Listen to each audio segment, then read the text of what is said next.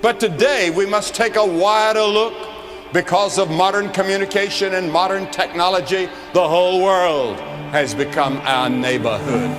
And we are demographically moving closer and closer to each other, and we've become a neighborhood without becoming a brotherhood. Journeyman is a platform where men can lay down their titles, grow together, learn from each other, and be accountable to each other. Many of us deal with several problems throughout our lives, mentally, emotionally, and spiritually. At times, we may feel alone in our troubles. However, Journeyman is a space where you can feel safe expressing yourself with other men that are on the same path.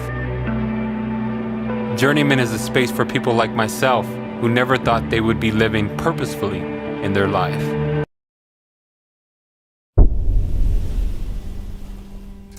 Somewhere along the way, we got disconnected from each other, from purpose, from ourselves. The noise got louder, the world got colder, and the brotherhood drifted. But not anymore. Out here beyond the noise, we remember what it means to stand shoulder to shoulder, to build, not just with our hands, but with our hearts. This is not just an event. It's a movement. It's a mission for truth, for grit, for brotherhood. In a world that tries to silence the power of brotherhood, we choose to speak louder. Join us for an unforgettable night of connection, courage, and change, where iron sharpens iron, and stories turn into strategy. You'll leave inspired, equipped, ready to lead, at home, in your circle, and in your city. Because brotherhood isn't built in silence. It's built in purpose, and it starts with you. This is your moment. Answer the call.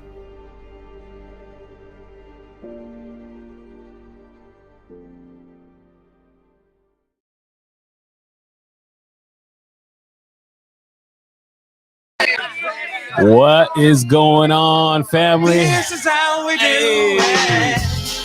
Man, this is a swamp right here. It's not my song. It's not my song, but I like it. Oh, man. Okay, that's enough. Before I start shaking too much, man, my wife will get me in trouble. Welcome to Sharpen Tonight, family. We are here doing a great podcast, and we got some audience tonight, but you can't see them. So what's up, everybody back there? The thousands of people back there that is watching and tuning in, and those who are tuning in online. Thank you for tuning in to Sharpen Tonight. We are here with another special guest, and really Sharpen is here just to begin to highlight men who we believe that are living out the mission of Journeyman. And what is that mission? Journeyman really creates a community of men who are committed and accountable to strengthen their areas in the areas of faith, family, community. And we target those with some pillars that are underneath those, man. And there's some great pillars. There's mental health, finance, fitness, family. Help me out, Patrick. Relationships, all kinds of pillars that we see that benefit men in these areas to get better. And man, we're super excited for another episode, and we have a great guest tonight to talk about some good things, man. But Patrick, how you been, man? I missed you. I missed you too. Man. Hey, everybody! I'm back here in the seat, and I was really excited with the Montel Jordan. I didn't know whether to be excited or sad because I was excited with this is how we do it. But then I'm like, my goodness, I'm old. If I remember that song, then I am old. You know, that old guy at the club. Yeah, this is that was me. See, I was doing that right now. I've officially turned into the old guy in the back of the club. Yeah, with the polyester suit on. Oh, I'm glad to have you back. I'm doing great. You know, shout out to my wife Tara. Yes. She is in Portugal and Spain. Wow. She is on something called the Camino de Santiago. Wow. It is a walk, and it's gonna take her and her sister went, and it's gonna take about 2 weeks. Wow. And within that 2 weeks, they walk 12 to 15 miles a day. Wow. Yeah. She asked me if I wanted to go, and I was like, can I drive it? And she's like, no, you got to walk it. And I go, well, tell me how it was when you come back, and I'll keep the house clean while you're gone. Yeah. Don't worry about it. But yeah, that's where she's at. To shout out to my wife Tara out there. Yeah, no, that's awesome, man. Yeah, shout out Tara, man. She's that's awesome, man. That's a lot, man. 14 miles, but how you doing without your wife, man? I have a honey-do list. I have a honey-do. No, I promise my wife it'll all be done by the time she gets home. And as Jose was saying, we do have people in our audience, and actually my daughter Alicia, she's in her 20s, and she came up from Bakersfield today. Awesome. And so from school. So today's her first day back for the summertime. So awesome. Yeah, we're gonna be playing This Is How. Yeah. Oh man. Hey, every time I hear that song now, I'm gonna think of polyester suit, bro. That's it. Alicia's gonna be dropping Dad off at the club, and say, "You better not do it. You better just stay by yourself, Dad. I'll tell Mom." No, that's not gonna happen. That is not gonna happen. And man, just happy to be here. Yes, man. No, it's been a busy month, man. Last month we had Keith McCann on that. If you haven't watched that, go check it out, man. It's a great episode about mental health and some good nuggets, man. And tonight we're gonna really. Man, I'm excited to have this guy here, man. He's a quiet little guy, but he's a shaker and mover in our county, and just to talk about the mentorship, the leadership, how it's important to the way you operate privately, and really affects us how we do publicly as men. And so, man, without further ado, let's welcome Carlos Gonzalez. The thousands of people to the Sharpen podcast. And for the record, Carlos, I would never describe you as a little quiet man. I will use Marvin Jacobo's words, and you're a humble servant. There you go. You're a silent servant, a humble servant. Yes. And yes, we've seen you all over in the background, just doing your thing, and it's a pleasure to have you on the podcast. Yeah, man. So Carlos, who are you, man? Like, where are you from? Like, when were you born? Tell us a little bit about that, man. Yeah, I will say before though, with the emergence of TikTok, all these old songs are now new songs. Even for our younger generation. Yeah. I have my daughters who are sometimes singing some of those songs like, I sang that when I was your age. What's going on? So the emergence of TikTok, they're coming up. Right. Yeah. So I was born in San Francisco, California. My mom had me when she was 17. Wow. So my mom had me when she was 17. Shout out to my mom, who I know is going to watch this eventually. So she had me when she was 17. We lived in the city for a few years, and then we moved out to Oakland. My mom married her first husband. My dad was never really around. Yeah. I can probably count on my hands the times I've seen them growing up. So we moved to Oakland. We moved around in the Bay Area. Moved from Oakland. We ended up moving to Concord and San Jose, Santa Clara, and then we ended up moving to the beautiful city of Manteca. Hey, Manteca, California. I remember when they told me we're going to Manteca. I'm like, where's that? Are we having carnitas? It's better than Los Baños. Yes. I mean, you have to. If you eat too much Manteca, you're going to Los Baños. Right. Status. So in 2001, when I was about 14 at the time, we moved to Manteca. Okay. And that's where sorry, I got something in my throat. That's where I think a lot of things changed after moving to Manteca a few years into my time in Manteca. Yeah. So when you moved to Manteca, how old were you then, man? Like, what age was that? I was 14. 14, moved to Manteca, and then 2 years later, my life really changed. Yeah. I started going to church, and then that's where everything kind of shifted. I remember going into the church for the first time, and somebody told me, "You're gonna be a pastor." Oh wow! And in my mind, I'm like, "You're crazy," because I was a kid that went to church, and then I would want to get out as soon as possible to go listen to my music. Go listen to Nelly and Eminem and all that stuff. That's why I said TikTok is crazy, because I hear my daughter like, "Hey, what are you listening to?" But that was at the first time somebody told me I was going to amount to something. That was the first time somebody told me you're going to do something with your life. And we're looking at the age of 16. Yeah, How about that? age of 16, almost 17. Wow. So you shared a little bit about growing up without a father at the age of 16, man. Then you found the Lord. And so let's kind of take off from there, man. The topic tonight really is just diving into about mentorship and the importance of that. Why do you feel that, why do you feel that's important to you, man? What made that happen for you? Or, give us some nuggets on that, man. Yeah. Like I said, that was the first time somebody told me I was going to amount to something, that I was going to be a leader, that I was going to be a pastor, that I was going to do something with my life. And throughout my, from that age on to now, which maybe eventually I'll tell you how old I am, but it's been 20 plus years. I can identify and pinpoint people that invested in my life that I'm not here if it's not for them. I had 3 people, especially when I share a picture sometimes when I share of 3 people praying for me for my birthday when it was my first birthday in a church, 17 years old. They're praying for me. And what I didn't know in that moment is how impactful those people were going to be in my life. There were leaders in the church that invested in me, not only through their teachings and their preachings, but then, I got to spend a lot of time at the church with them and having those discussions and, asking questions and, as somebody we know, Marvin Jacobo would say, poking and prodding and asking why this and why that. And from that age on, their investment in me really, transformed the direction of my life. And when it comes to mentorship, I feel we need at least 3 types of people in our life. One that will speak to the direction of our life, like which way are we going? Which way are we heading? What are the decisions we're making?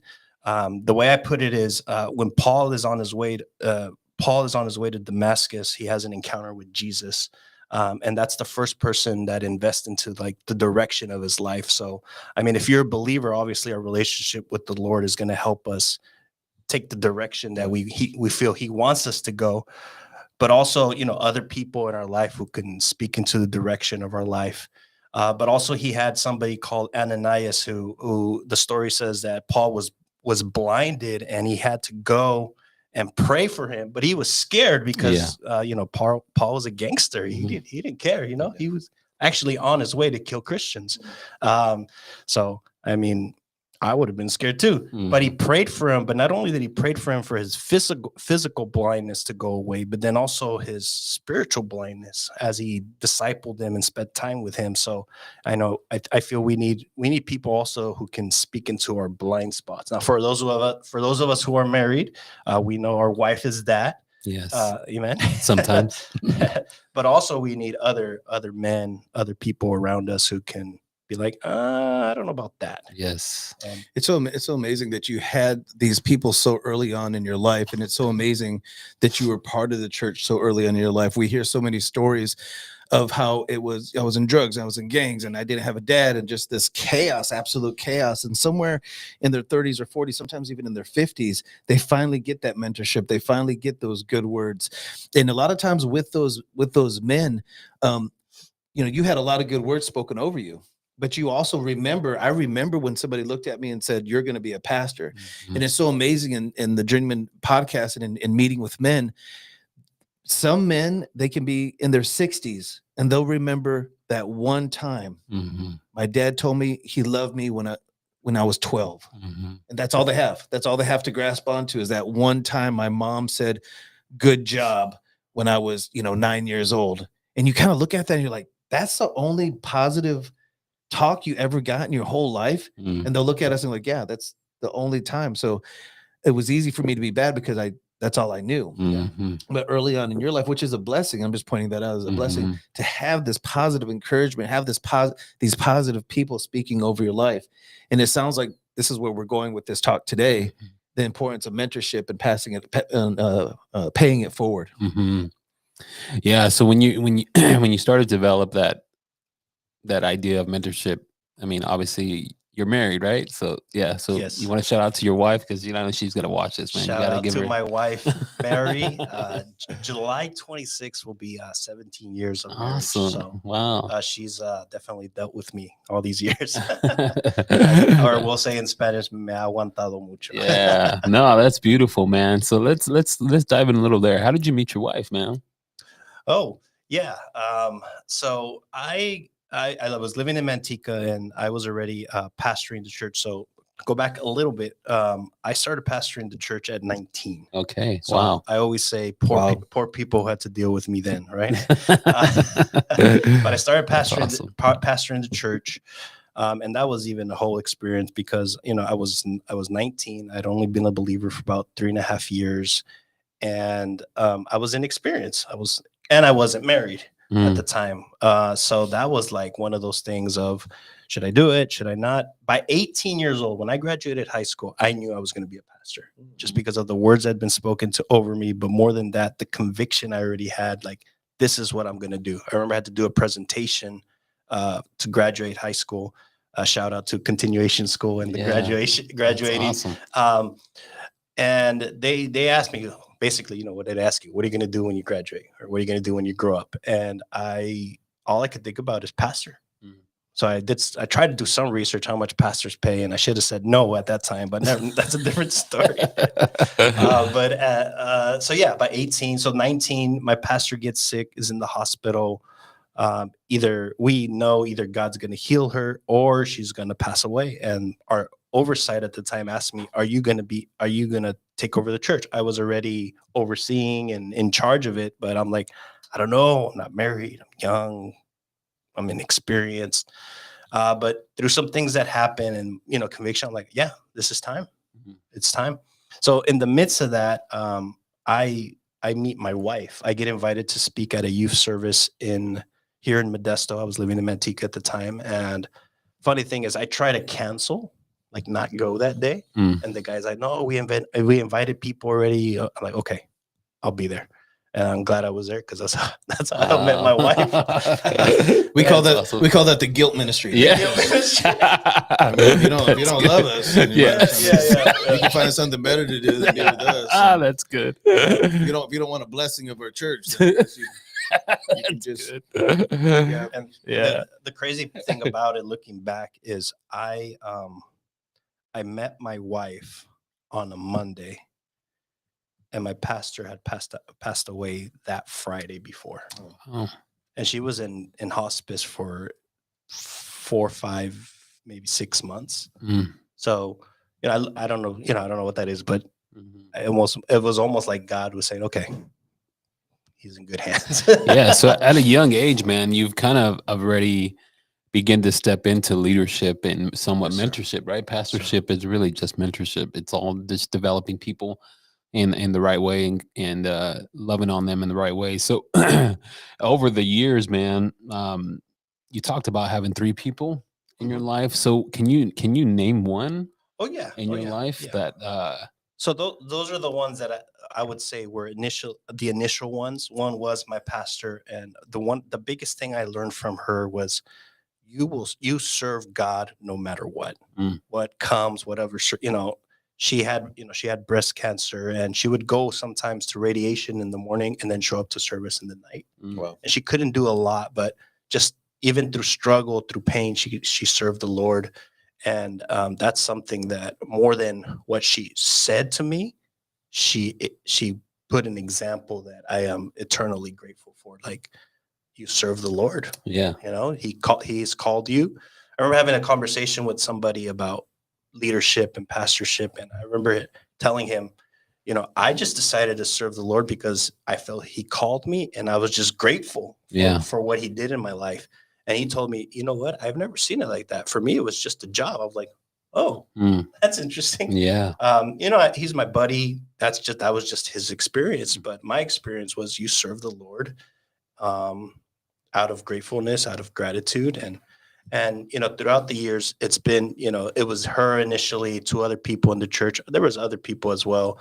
And then after, you know, I'm already pastoring for 5 years, I meet somebody who's Pastor Cesar Vitrago. He's actually out of Patterson.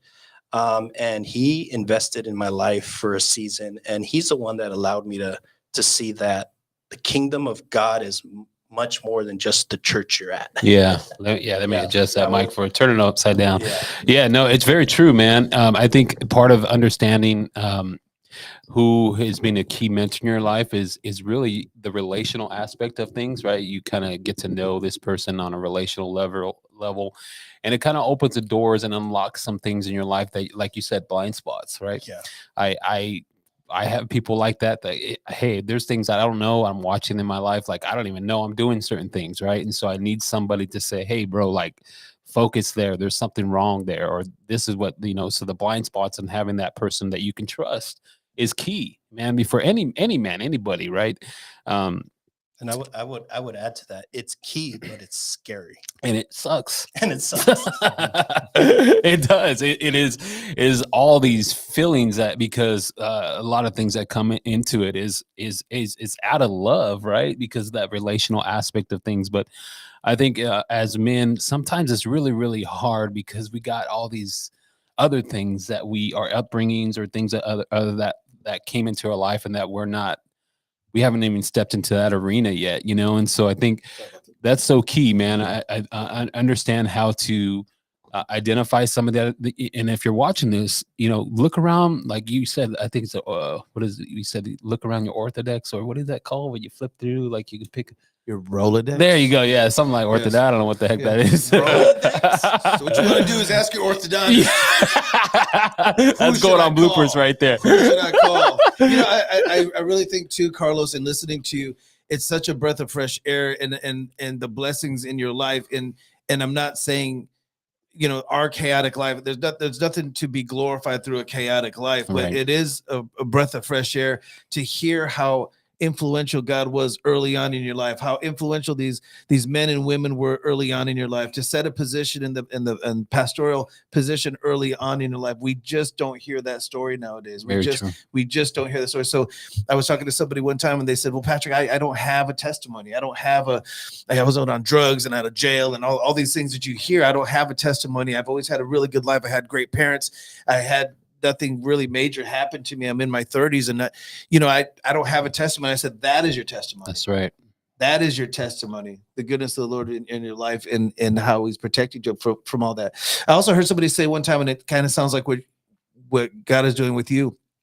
He said, we always need a Paul in our life, and we always need a Timothy in our life. So good. We always need somebody we're learning from and someone that we're teaching. So and it gains that balance. Yes. It gains that balance. Is there anything, because we're going to dive into a couple more things, but is there anything on your heart right now that you feel in mentorship, in what men need today, in what journeyman compasses in our mission statement? Is there anything that's on your heart?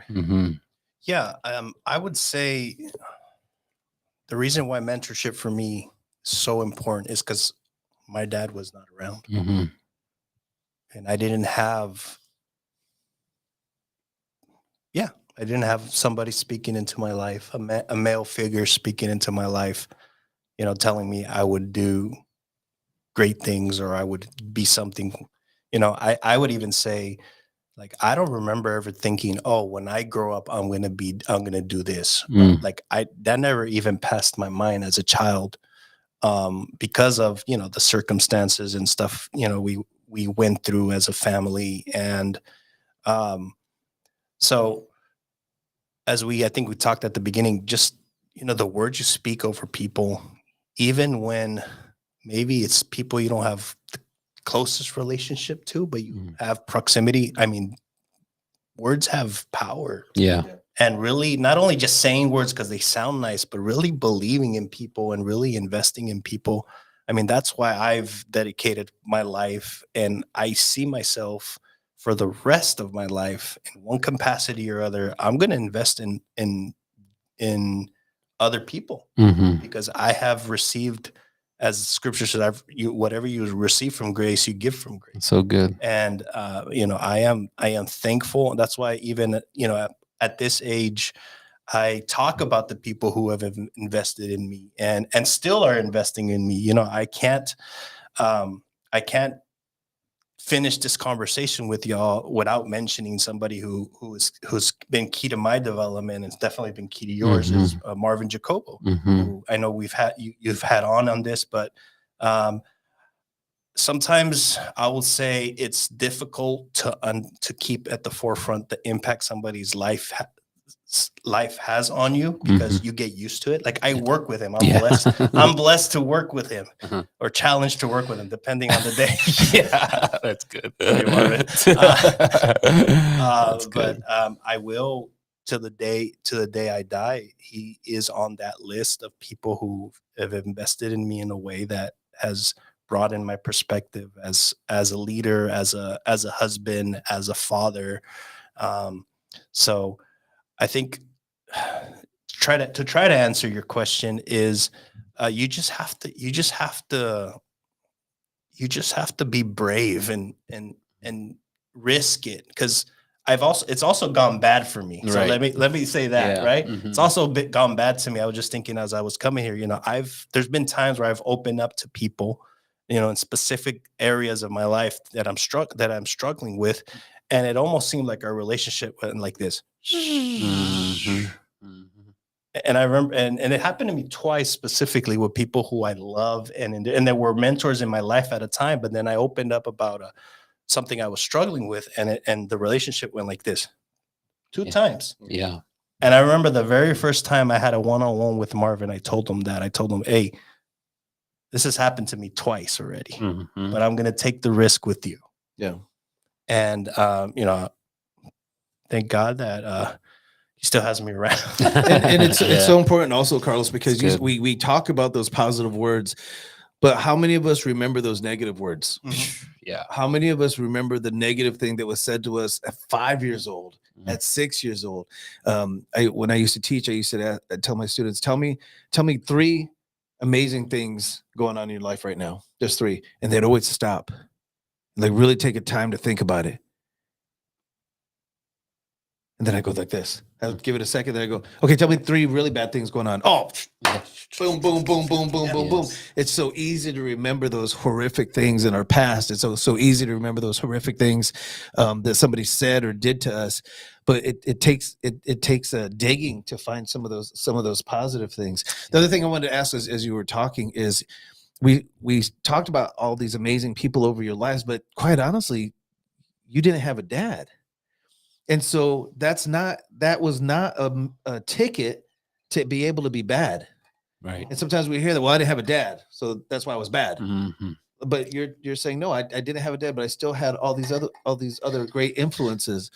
And if you're out there right now and you're listening and you don't have a father, you don't have that positive role model, take a look around. Take a look around. You probably have more around willing to help than you think. And growing up without a father, but you had positive influences, did you still? What went through your mind when you saw other people with their dads? Yeah. I don't think I realized the impact of it not having my dad around. It just became normal. It's just like family drama. Like we would joke around before. We would joke around with a cousin of our cousins that at every family party there was always this one uncle.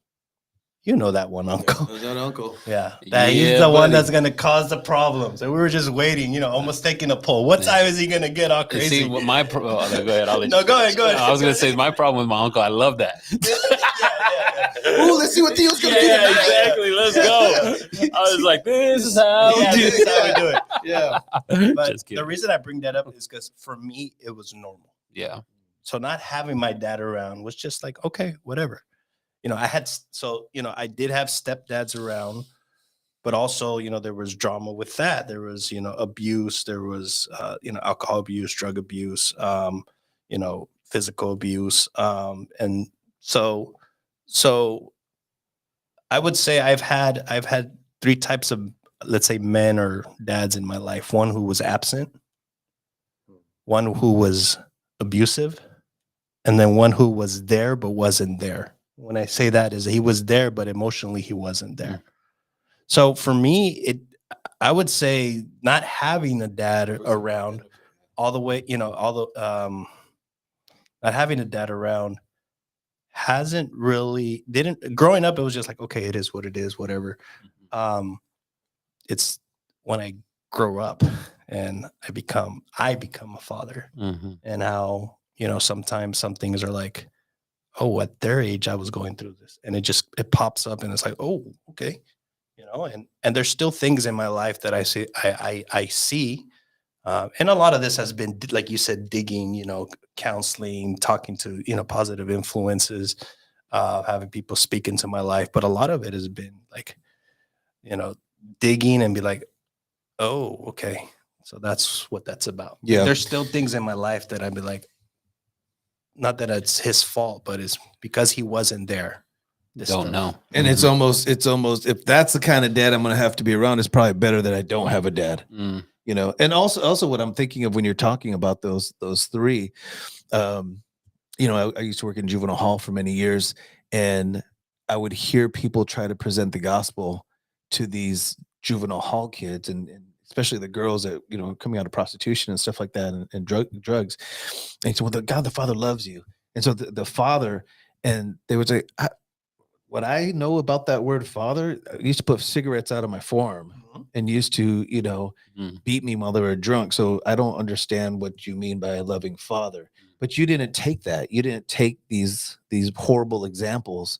You were able to see past that and actually be where you're at today. True. Okay. Yeah. It's definitely it's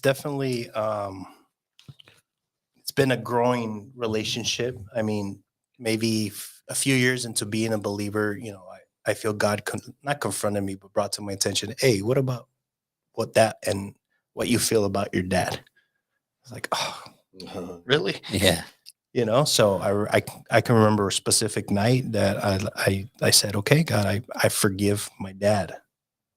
And then years later, right before I got married, there was a period of time where my dad was around a few months when I was living in Santa Clara around 14. Then we moved to Manteca, and I remember telling my mom, hey, I don't want nothing to do with him. So I had nothing to do with him. No communication, nothing. I come to know the Lord around 16, 17. I'm about to get married. I got married at 21. So right before that, I remember seeking him out. And I actually went to go see him. He lives in Antioch. Yeah. I went to go see my dad, and I invited him to the wedding. Didn't expect for him to come. He didn't. Okay, whatever. But in those years from that, so I've been married almost 17 years. So in these 17 years, I think I've probably seen my dad about 10 times, and all of them except one is because I go to him. He doesn't come to me. And one of the things I've realized is he just doesn't know how to be my dad. For good or for bad, he just doesn't know how to be my dad. But I forgive him for that. I forgive him, and then some years go by, and I feel the Lord prompting me like, okay, now you got to go tell him you've forgiven him. Oh, seriously? And I did that. And I would love to say after that things were transformed and changed. They weren't. But at least in my heart and what I have control over, I don't have any ill will toward him. Yeah. He's my dad. He's my dad. Yeah, and I think that's a important component of any man. I share my story a little bit. My dad being incarcerated in portion of my life, and then coming out, it was really I'm not understanding some of how he operated, but he was there, right? And so I do believe there's a point in every man's life on the power of forgiveness, because once we get to that level of the power of forgiveness and understanding grace, there's a freedom that allows us to really operate in as men and kind of be free from all the chains of thoughts and misqualifications in our minds and other things that really don't. And for me, it's been God the Father in my life that has allowed me to do that in areas where I believe it kind of flows out to my leadership, my mentorship aspect, the living the called life, all that stuff, man. I want to dive in a little bit more of why you're doing what you're doing. And so can you share a little bit about what you do, man. Yeah, what do you do? Yeah. And I was doing the math. I was doing the awesome math. The math. And I was doing. You're in your late 30s. Because I was like, hey, he was married at this time. Just been married. This Man, many you're a years. math whiz. Yeah, Davis High, 1992. Hey. Man. Oh, yeah, wait, you graduated from Davis? That's it. Oh, No, man. I did, man. Oh, But my man. math is not my strong. So I tell my kids when they were little, you got to about second grade with math for dad to help you out. Yeah, exactly. And then you won't have to ask your mom. Yeah. You got to about second. But you're in your late 30s. So yeah. Okay, all right. February 1st, I turned 38. Yeah. Oh, wow. So Yeah. I've been in leadership ever since I started pastoring at 19, but before that I was already working, doing stuff in leadership in the church. So it's been about 20 years already of leadership, which sounds crazy to me. So back to Jose's Yeah. question. What do you do, man? What do you do? What What do you do for a living? What do I do? What do you do on the side? Like, what is, why leadership? Why mentorship? What is that? Why leadership? Why mentorship? Mhm. So we oversee a program called the Hispanic Youth Leadership Clubs. These are leadership clubs on high schools and middle schools. And again, it's about investing in these kids, investing in these students, helping them believe that they are leaders, that they have a voice, that they should use their voice, that, they can accomplish great things. So I've been doing that now for the last 2 years through City Ministry Network. And then on the side, if you would say, I do some coaching and consulting, also one-on-one group coaching, group consulting, because how that came out of is the same thing. I've been a young leader or an emerging leader who I need help. Mhm. I need people to sound stuff off, to coach me, to mentor me. So, I believe in all this stuff because I've benefited from it, and I still benefit from it. Mhm. I still have, mentors in my life. I still have coaches in my life, leaders speaking into my life. So yeah, that's what we do. And like I said earlier, one way or another, for the rest of my life, I'm going to invest in the development of other people. Mhm. Because Can you coach me? I'll lose 50 pounds. No, that's Come on, not Carlos. That's not my specialty, bro. Can't you see? That's not my specialty, bro. Just when I thought we was, He focused on just when I mentorship, thought we was leadership, and living a bonding, cult man. life. Just when I thought we was Leadership. bonding. That's good. So So, that polyester suit, so we let's know, get brother- real tight, man. That polyester suit. So I just wonder if you can help me Gotta out. be brother. careful with a few buttons. I know, Flying man. around. Carlos, I'm going to ask you this question, Yes, man. For you personally and for the audience, how do you define leadership? What does leadership mean to The one who calls the shots. No, I'm just kidding. you? So it's funny because I've asked the same question on campuses at high schools and middle schoolers, and you get a lot of that. The one that's in charge, Mhm. or the one who calls the shots, or whatever. The most basic definition I give, and it's not mine, I can't take credit for it, it's actually John Maxwell's, is leadership is influence. Mm. And I believe we all have influence in our different spheres, and it's okay, what are we going to do with that influence? Leadership is definitely not about me. It's about others. It's about serving others. It's about helping others grow and develop. So how can you influence people's lives to continue in their journey?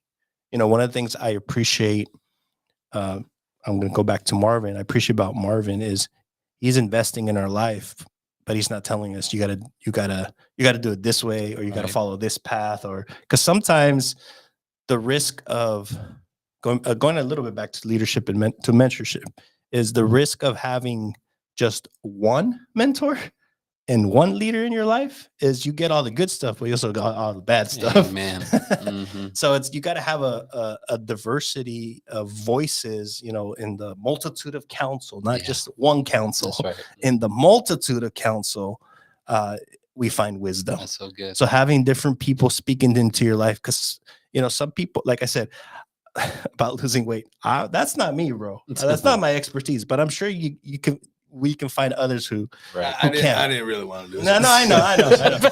Yeah, me neither, bro. Yeah. Wait. That's the moment when I hit that Yeah. button. Wah, wah, wah. My wife likes me like this. Yes. So, Yeah. but I heard also, I'm not sure who said it, but It says leaders don't look for followers. Leaders look to build more leaders. So good. And so the joke, I don't know if there's a joke, but I'm a former addict. So I always say my drug of choice now is watching other people succeed. That's good. And I love, I've been clean for many years, but I love watching people just prosper, people just their new business and their new ministries, and just doing good as a father and doing good as a husband. And to see other people doing well, that just says it all for me. Yeah. So go ahead. Can I just say something that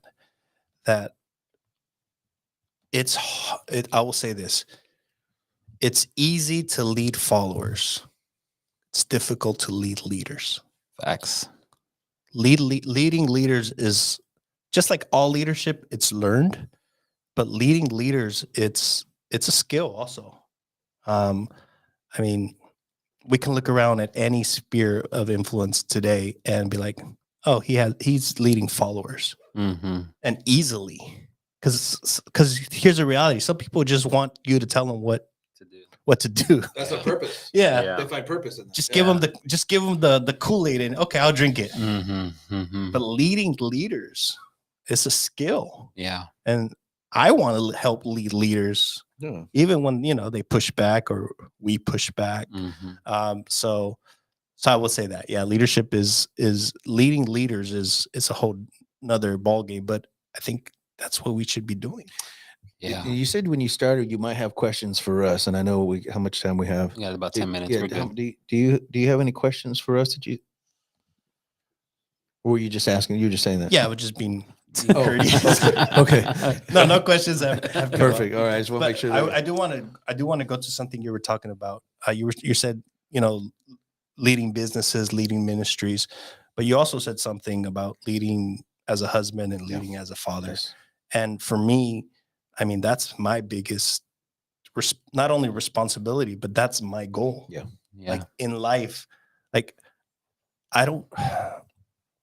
today, May 14th, right? Is it May 14th? Sure. Today, well, sure. 15th. 15th. Okay, my bad. Whatever day is today, I could say this 100%. My biggest responsibility, my biggest goal is to end my life and people being able to say he led his wife and he led his daughters well. Amen. I don't care about platforms. I don't care about publicity, all that, all that stuff. For me, that's important because I think part of it is I didn't have it. I didn't have a dad who prioritized me or my mom. And secondly, for me, it's important to break that generational pattern of divorce, of infidelity, of addiction, of by God's grace, I'm here today, and by God's grace, we're going to continue moving on. As Paul says, I don't feel like I've accomplished it all, right? But that's what we're working towards. My daughters are going to have their struggles, and will continue to have their struggles. But they don't have to struggle with the same things I did as a kid. Yeah. And that's my goal. Like, I want to lead my wife and I want to love my wife and love my daughters well. And for me, if I could do that, everything else will fall in order. Platforms, ministries, whatever because it is. we're in these arenas and community. Yeah. A lot of titles. Totally. A lot of titles, a lot of degrees, a lot of certifications, a lot of I own this business and I'm in this ministry and I've been doing this for this long and I'm part of this and that's awesome. That's awesome. Hey, does your wife even like you? Oh, that's awesome. You do what? And how much money do you got? Hey, do you have a relationship with your kids? Yes. So we go back to the titles that truly mean that to us: husband, father, and my daughter's in the room right now, so she's gonna laugh when I say this because she's seen it a billion times. This gesture. So you have to don't roll your eyes. Don't roll. We can't hear you. Because Carlos would be the here. Let me do it for her. Yeah. Did pretty good on camera. And for all you that have little girls, 6 months old, 8 months old, little girls are cute till they learn how to roll their eyes. Then they ain't cute no more. But I have to take care of the four walls of my house. Amen. first. Mhm. Ministry, feeding the homeless, doing podcast. That's great. Yes. But if I don't take care of the four walls of my house first, everything I do outside of that means a whole lot of nothing. Yeah. Means a whole lot of nothing. And that's the common theme when we talk to men like you, Mm-hmm. when I talk to Jose, Mm-hmm. when I talk to other men that have been in this microphone on this podcast. Mm-hmm. I tell my kids all the time, who's first? We are, Daddy. Mm-hmm. Okay, who's first? Exactly. Yes. And so we have to maintain that. And for men, we just said it the other day at Journeyman, men, are you the type of man that you want your son to be like? Yes. And are you the type of man you would want your daughters to marry? Yeah. And the feedback we got from that after the event was like, we ain't never really thought of it like that. Right. You know, somebody with a very big title came up to me and was like, I have to reevaluate some things. So good. Yeah, there's a verse in I would say Matthew where Jesus says, you know, what good is it for man to win the whole world and lose his soul? Mm. And for me, I've adapted it for me personally as what good is it for me to win the whole world and lose my family? Amen. Bingo. That's And good. and you know, and I don't want to downplay, you know, I have degrees. Mhm. I've been Right. on stages. I've led ministries. I do public ministry. I am on platforms, you know, I have a business, you know, Mhm. that, you know, it's not huge, but it's growing and all that stuff is cool. But the foundation is, how do I love my wife and how do I love my kids? Yeah. And I don't, you know, thankfully somewhere by God's grace, even before I had a wife and had kids, I said to myself, I will not put ministry in front of them. Amen. How do you manage time? Because time management for men Mhm. is really hard for a lot of people. Time management, that's one thing. We don't know how. I really don't know how to address it. Well, Mhm. It keeps coming up. There's though. also something, you know, there's a word that people throw around, balance, right? And I'm going to say balance is a myth. Very much. What? It's priorities It's for me. priorities or it's creating healthy rhythms. Mhm. Because the reality is we do have to work.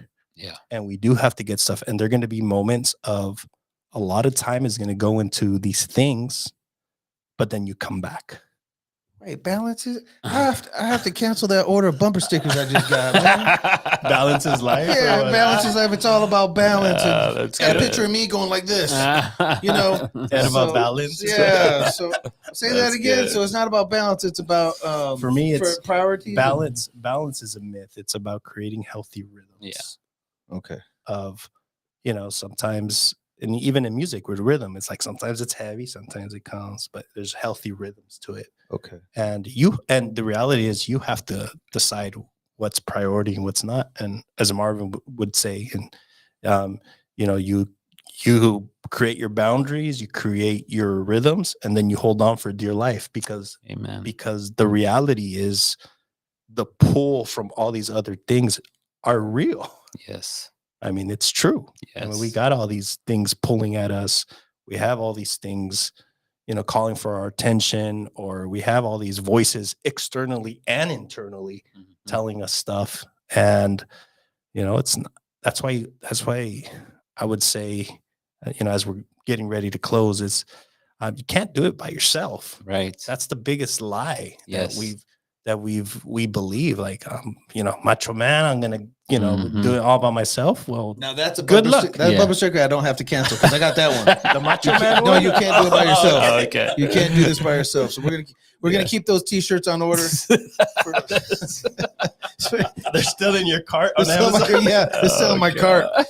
God. Just waiting for my wife to pay for it. But When she gets when back? she gets When back, she gets yeah, back? when she gets Okay. back. Totally. But Yeah. that is so awesome. You know, we're gonna close out in a little bit, Yeah. and so Jose, why don't you go first? Yeah, man. So I just want to hit on one thing. Everything that we led into is living that called life, because the called life, I think you hit it on the nail, is your family is priority. Your circle of leaders, the mentorship that you're developing is your family.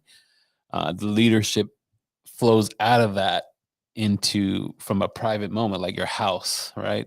I think that we've talked about that. And those are the three topics of, I believe, for men. Sometimes it's really, really hard because men want to they want to do and they want to go and they're going to fix and all this other stuff, right? But they don't know how to take a step back to realize, hey, is your wife on board with that? Is your family okay? Are you able to talk to your family in a safe environment? Do they feel safe to talk to you? Like all that other stuff, that's the private life. I do want to end with one question, man.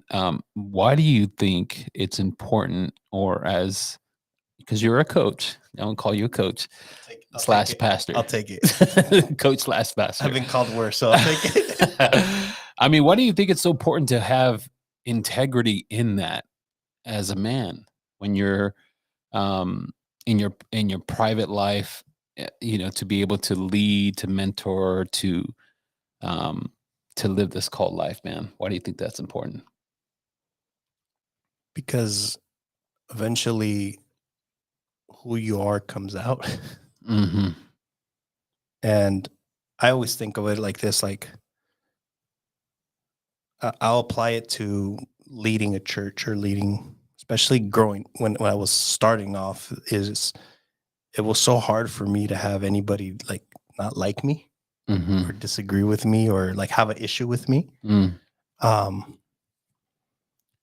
And the reason I'm saying that is just because eventually I realized I just got to be me. Yes. And people are going to like it. Some are not. And that's okay. Yes. Plus, for me, at least, it's like, I can barely deal with this one life. Now, imagine if I'm trying to live a second one. Mm. I got no time for that. Yeah, don't do that. No. I tried that before. Yeah, don't do that. It doesn't work. It seems exhausting. It is. Yeah. Mm. And so, living out of integrity, which doesn't mean perfection. Correct. Somebody, Pastor Rich Velotis, he's a pastor I admire, and he talks about integrity. He doesn't say integrity is perfecting things. He says integrity is wrestling with things faithfully. That's good. Wrestling with things faithfully. So you're dealing with this stuff. Okay, let's wrestle with it. Mm-hmm. Internally, emotionally, process it. Go to counseling, find a men's group, whatever. But at least the reality is you're not trying to fake it. Yeah. Fake it till you make it. I don't ascribe to that. You got to be who you are. Yeah. Yes. And just let the chips fall where they may. So good, man. I'm going to close with saying thank you. Yeah. Thank you for your consistency. Mm-hmm. It just seems to be a thread of consistency in your life, and it's really amazing to hear and really refreshing to hear. And to finish the race well, Apostle Paul talks about that, finishing the race well. And my ongoing joke is I've been with the Lord and pretty much. So don't be bringing stuff up, but on the straight and narrow for 21 years. Yes. The comments will be Yeah. real. Like, Pat, why don't you tell them about 2005, Patrick, or last summer? Like that. Last night, Yeah. Oh, no I stones. have since been forgiven for that. Thank you, So, Jesus. but to finish the race well, Yeah. and I've been with the Lord 21 years, but I'll mess up 21 years in 21 seconds if I'm not careful. That's right. And so it's how we finish this race. If I do end up at the club, at Crocodiles with my polyester suit while my wife's out of town, with dancing to "This Is How We Do It," and I pass out or something bad happens. Next thing you know, I'm all over social media. Jesus. Nobody's gonna remember the ministry. That's They're right. not gonna remember these things on the podcast. They're not gonna remember the retreats and all the other things. They're gonna remember that one crazy night. That's right. And so to finish this race well and to stay consistent and actually act out this faith that we have. Yes. And I really thank you, Carlos. I really thank you. I've seen you around. We know each other, but we don't know each other well. Mhm. But we're gonna be friends from now on. Okay. Yeah. All right. Yeah. Man, let's give Carlos a big round of applause.